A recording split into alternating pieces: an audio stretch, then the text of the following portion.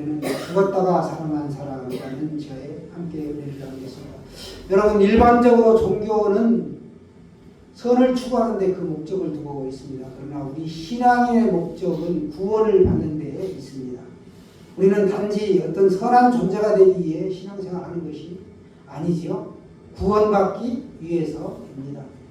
우리는 죽었던 존재이고 살아나야 하는 것입니다. 첫사람 아담이 선악과를 먹고 죽었습니다. 그리고 에덴 동산에서 추방되었죠. 육신적으로는 아담이 930세를 살았습니다. 그러나 아담과 하와는 살았다고 하나 죽은 존재였다라는 것입니다.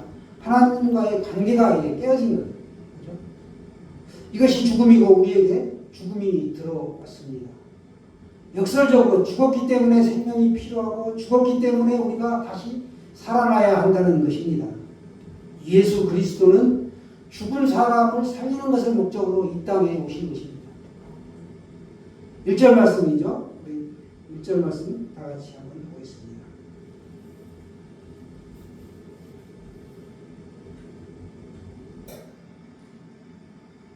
시작. 그는 허물과 죄로 죽었던 너희를 살리셨도다. 아멘. 허물과 죄로 죽었던 너희를 누가 살렸다? 예수님이. 그가 예수님입니다. 예수님이 허물과 죄로 죽었던 우리를 살렸다라는 겁니다. 우리는 죽은 상태, 영적으로 그러니까 죽었으니까 시체 상태에 있었다라는 겁니다.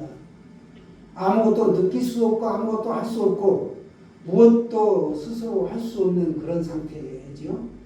문제는 단순히 어떤 실수에서 빚어진 것이 아니다. 허물과 죄로 죽었던 너희다. 허물, 어디에서 떨어져 나가는 것, 하나님에게서 떨어져 나가는 것, 본질에서 떨어져 나가는 것, 죄, 관역에서 벗어난 것을 말합니다. 하나님의 법에서 벗어나 전적으로 타락한 상태를 말씀하고 있습니다. 이것이 바로 우리 장로교 개혁주의 신앙의 전적 타락극이죠. 우리는 본질상 하나님과 원수가 되어 세상 풍조를 따르고 마귀를 따르고 또 육체 욕심을 따르는 본질상 진노의 자녀였다라는 사실입니다. 이러한 영적 사망 선고를 받은 우리들은 죽었다가 다시 살아난 사람입니다. 긍휼이 풍성한 하나님의 사랑이 우리를 살리셨습니다. 여러분, 여기도 보면 익산제기도 병원이 있는데 응급실에 가면 환자들이 숱하게 실려오죠. 그 환자를 살려놓으면 종래에는 다시 죽습니다. 사랑하는 여러분, 죽음에서 생명으로 옮겨지는 것, 그 사건만큼 중요하고 시급한 일이 어디 있겠습니까? 오늘 우리는 가장 절망적인 우리의 상태에서 어떻게 하나님의 무조건적인 긍휼과 풍성한 사랑이 우리를 살려냈는지를 또 그 위대한 구원의 드라마가 어떻게 펼쳐지는지 한번 살펴보겠습니다. 죽음이라는 절망적인 현실을 우리가 상상해보면 영적인 눈으로 바라보면 세상은 거대한 시체 안치실과 같다라는 겁니다. 그 안치실에 이제 수많은 사람들이 누워있어요. 그들은 스스로 숨을 쉬려고 하고 팔을 움직이려고 하고 다리를 들어서 걸으려고 하지만 근육이 마비되어 꼼짝도 할 수 없다라는 겁니다. 바로 1절에 허물과 죄로 죽었던 우리다. 우리의 모습이 됐다는 거예요. 예수 믿기 전의 모습이. 허물과 죄로 죽었던 우리다. 그런데 그 사람들이 허물과 죄로 죽었음에도 불구하고 영적으로는 시체임에도 불구하고 먹고 마시고 걷고 말하고 살아가고 있죠. 그들은 자신이 살았다고 착각하면서 죽은 채로 오늘 본문의 2절의 말씀대로 살아간다는 겁니다. 이 세상 풍조를 따릅니다.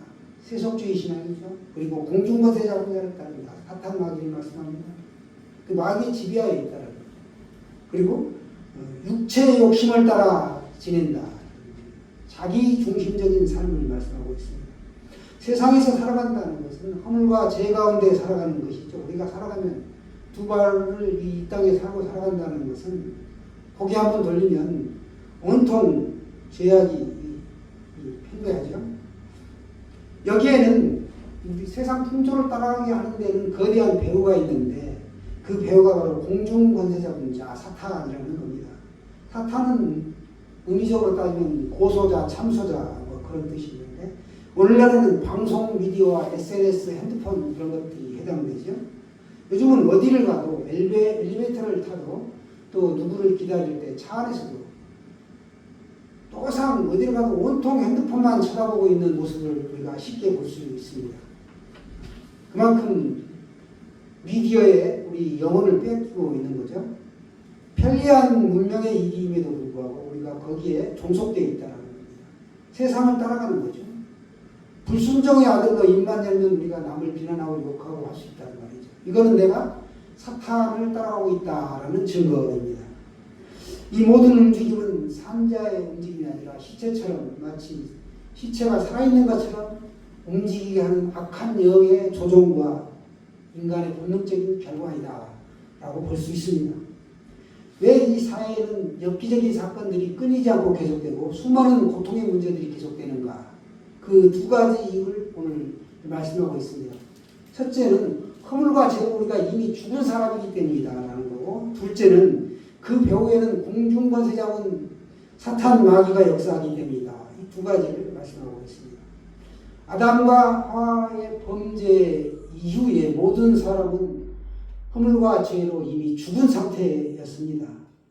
죽었다는 거예요. 본질상 진노의 자녀였다라는 겁니다. 쉽게 말해서 죄를 지었기 때문에 죄인이냐? 그게 아니죠. 본질상 진노의 자녀예요. 이미 죄인이기 때문에 죄를 짓는다라는 겁니다.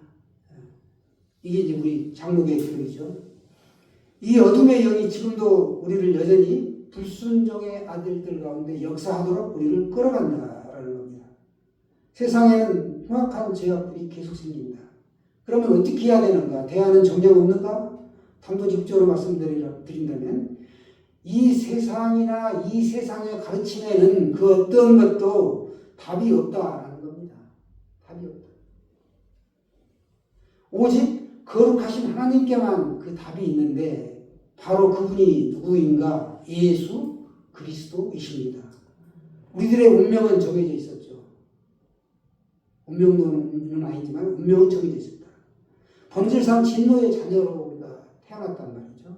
그런데 우리가 하나님의 의로우신 진노 아래 놓여 있었기 때문에 우리는 노임받을 수 있게 된 것입니다. 시체가 스스로 살아날 수 있나요? 없죠. 타락한 인간은 그 어떤 노력이나 종교적인 선행 또 열심으로 사망에서 벗어날 수 없다는 겁니다. 율법을 통하여 우리가 얼마만큼 내 자신이 영적으로 어떤 상태인지 거울처럼 들여다볼 수 있어요. 엑스레이를 투시하는 것처럼 볼 수는 있는데 그 율법은 우리를 살릴 능력이 없다라는 겁니다. 여러분 종이배를 타고 태평양을 횡단할 수 있나요? 그만큼 우리가 우리 스스로를 구원할 수 있는 능력이 없다라는 겁니다. 모든 것이 절망적이고 모든 문이 굳게 닫혔고 진노의 심판만이 남은 그 순간 성경은 인류 구속사의 가장 강력하고 아름다운 두 단어를 선포합니다. 그러나 하나님, 4절이죠. 4절 같이 한번 보시죠. 그러나 긍휼이 풍성하신 하나님이 우리를 사랑하신 그 큰 사랑을 인하여 이렇게 본문에 보시면 말씀합니다. 그러나 긍휼이 풍성하신 하나님.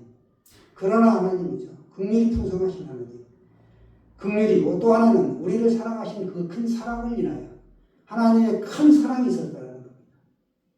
이게 인류를 송두리째 뒤덮는 구원론의 알파이자 오메가입니다. 이 두 가지 때문에 그 긍휼과 사랑, 이 두 가지가 우리를 진노받을 자격밖에 없는 우리를 구원해 주셨고 우리 가운데 개입하여 주셨다는 겁니다.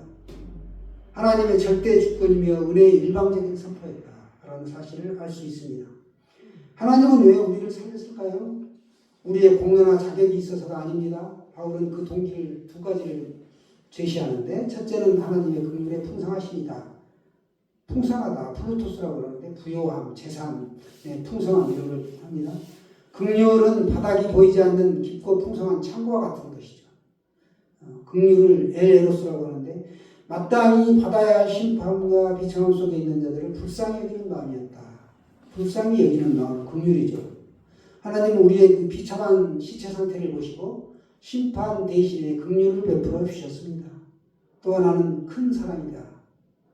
우리의 가치 때문에 사랑을 베풀어 주신 게 아니고 우리가 가치 없고 죄인 되었을 때 우리에게 찾아와 주셔서 무조건적인 아가페 사랑을 베풀어 주셨습니다. 우리가 받은 구원은 전적으로 하나님의 본성에 기인한 것이다 라는 사실을 알 수 있죠. 우리는 마땅히 죽어 마땅한데 하나님의 풍성한 긍휼과 그 사랑 때문에 우리가 살아날 수 있었다는 겁니다. 그래서 하나님은 독생자 예수님을 이 땅에 보내주셨고 그 예수님 안에서 우리를 살리셨습니다. 예수님은 그러니까 십자가에서 지긋지긋한 우리의 죄와 죽음과 인생의 모든 근본 문제를 떠안으시고 해결하신 것입니다. 우리의 대적마귀 원수를 박살내시고 사망 권세를 깨뜨리시고 승리하신 거죠. 그렇기 때문에 예수 안에 있으면 우리가 예수님의 죽음이 내 죽음이 되고 예수님의 부활이 내 부활이 되고 예수님의 권세가 내 권세가 된다라는 것을 우리가 깨닫게 됩니다. 이게 전적인 하나님의 은혜죠. 이 점을 강조하는 말씀이 오늘 8절 9절 말씀인데요. 8절 9절 말씀 믿음으로 같이 보겠습니다. 시작. 너희는 그 은혜에 의하여 믿음으로 말미암아 구원을 받았으니 이것은 너희에게서 난 것이 아니요 하나님의 선물이라. 행위에서 난 것이 아니니 이는 누구든지 자랑하지 못하게 한다. 누구든지 자랑하지 못하게 한다. 행위에서 난 것이 아니고 우리의 믿음으로 난 것이다. 믿음에 기인한 것이다라는 겁니다. 선물이라는 것은 돈 내고 받는 게 아니죠. 거저 그냥 값없이 주는 거죠. 선물을 받으면서 그래서 돈 내는 사람은 없습니다. 하나님의 아들 예수 그리스도를 우리에게 선물로 보내주셨는데 우리가 예수님을 선물로 받은 것이지 돈 내고 받는 게 아니에요. 돈으로도 살 수 없어요. 어떤 행위나 공로로도 살 수 없고 그냥 거저 하나님이 무조건적인 사랑에 기인한 것이죠. 아무리 흉악한 사람이라도 못난 사람이라도 손을 내밀어 그냥 받으면 되는 거예요.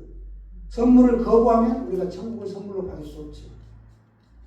요즘에 비가 가끔 와요. 새로 이사간 집에 장독대가 있고 쭉 이렇게 그릇들이 엎어져 있는데 비가 아무리 쏟아져도 거기에 그릇에 물이 차지 않습니다. 장독대에. 마찬가지예요. 우리가 하나님의 은혜의 단비가 폭포수처럼 쏟아져도 내가 받을 그릇이 준비되지 않으면 받아들이지 않으면 은혜의 단비는 내릴 수가 없는 거죠. 그리고 구원을 선물로 받을 수 없습니다. 마음 문을 열어야 구원을 선물로 받을 수 있습니다.